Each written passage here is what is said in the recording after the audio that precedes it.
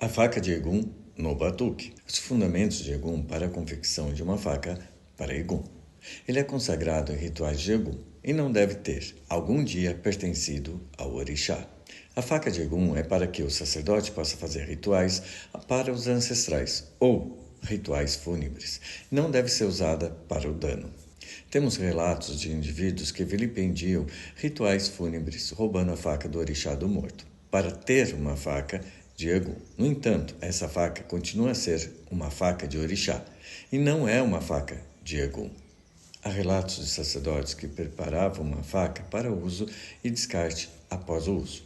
E preparavam essa faca para que não precisassem andar com a faca de trabalho quando iam fazer algum serviço externo, para evitar confusões com autoridades caso fossem parados.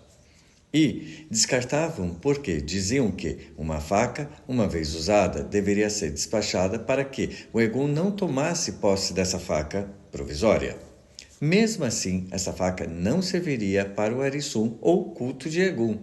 Conclusão: a faca de Egum é aquela a qual foi preparada ritualisticamente para o culto de Egum. Se você gostou desse conteúdo, convido a nos seguir para que todas as vezes que postarmos algum material possam acompanhar e, se possível, curtir e compartilhar para ajudar o nosso canal. Até a próxima, pessoal!